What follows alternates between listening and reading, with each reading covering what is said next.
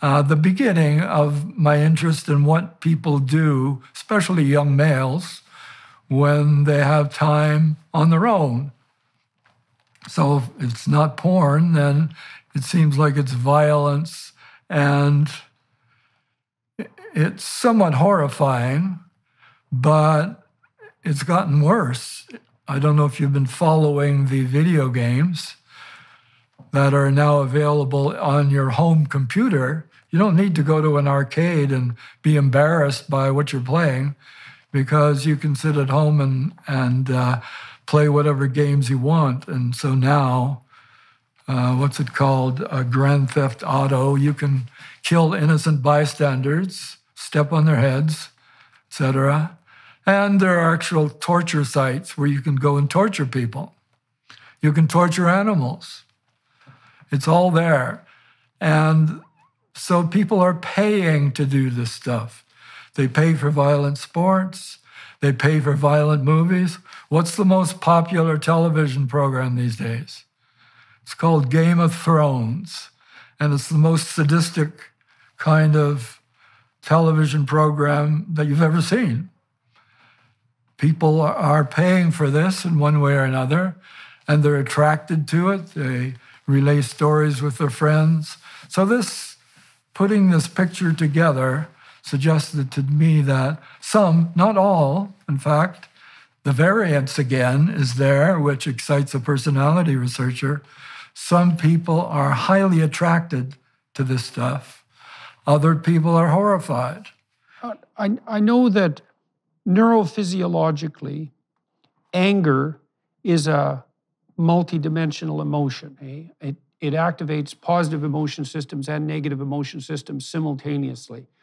And so you can think about that perhaps as the core element of something like aggression, at least maybe both defensive and predatory aggression. And then you could imagine that people are wired differently as individuals, so that for any given person, being angry might be associated with a predominance of approach motivation, right? Positive emotion, and a relative decrement of negative emotion. And for other people, that would be reversed.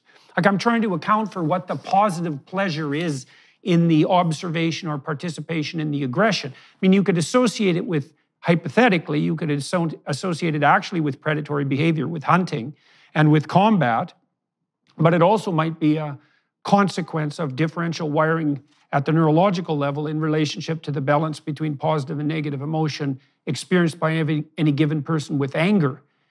Because you see this variation in people, I mean, I know some people who are real fighters, let's say on the political front, and some of them really enjoy a good scrap, right? It really seems to get them motivated. And this isn't a criticism of them necessarily. And then other people, and I think I fall more into this camp, I'm not really very interested at all in conflict. It bothers me a lot, although I don't like delayed conflict, so I'm likely to engage in it, relatively upfront. But so we could go into that. Like, what do you think is the fundamental biological and then also ethical difference between people who are taking positive delight in aggression and those who aren't? And well, I guess we could start with those questions. Yeah, that's the fundamental query, a puzzle in a way. Why would human beings have to have a sadistic side, at least some people? And as you mentioned, predatory very often. So one can speculate that it helps animals, carnivores especially, hunt if they not only are willing but enjoy the killing, and that could have been carried over to human beings. Mm-hmm. Also, a little more instrumental explanation would be that it helps dominance. That is, if you can scare off your competitors, whether they're competitors for mates or for territory, then being sadistic about it. That would be a niche theory in some sense, I guess, is that I know that the worldwide prevalence of psychopathy ranges between 1% and 5%, hovers around 3%. And what it seems to indicate, because it's relatively stable, is that although being a psychopath isn't a particularly successful strategy, in that 97% of people don't take that route. In a cooperative society, a niche does open up for people who are willing to use manipulation and impulsive behavior and sadism to dominate and use power oppressively to, at least, what would you say, carve out for themselves some degree of success, and then now and then some spectacular success, I suppose, which would be the case with people who are extraordinarily successful at being tyrants.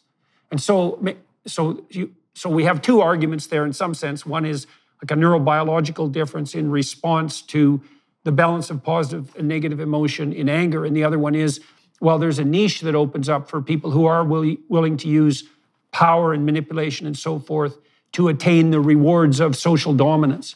And psychopaths seem to do that, right? Because they'll manipulate. They often have to move from place to place because people figure them out.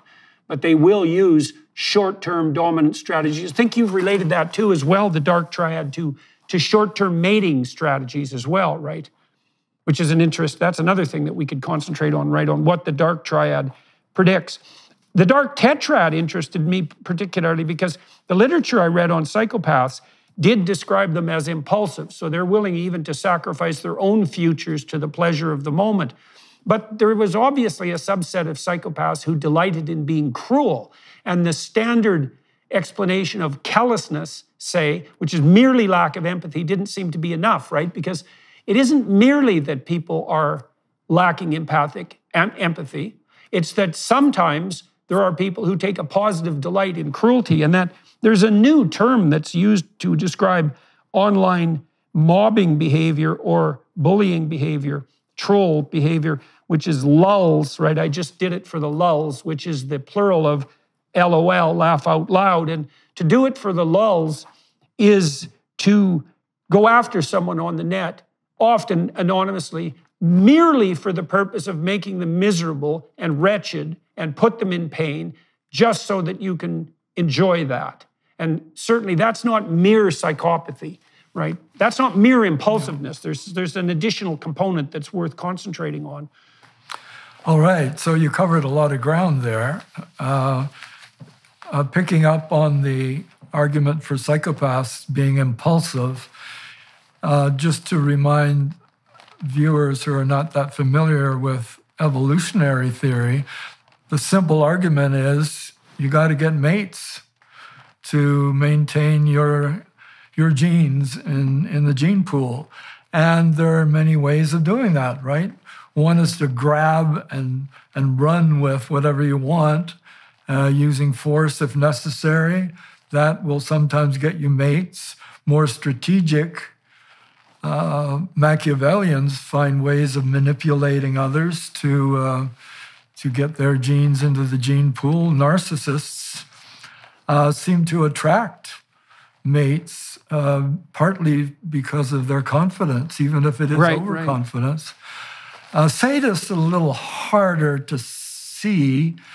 Why would being sadistic get you romantic and sexual partners? Well, I think I touched on the only explanation that I could think of, and I think you mentioned it too, and that is, well, you scare off your competitors, and you even scare off your mate into doing what you want by hurting them, and in a very public way. So you're deterring reactions from other people, and that may be of benefit in some circumstances. And then you went into the niche theory, or niche, as some people say.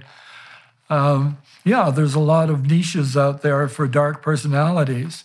Each one may require very select kinds of traits, but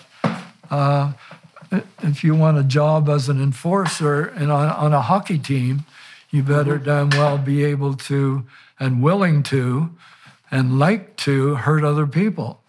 It also might be, so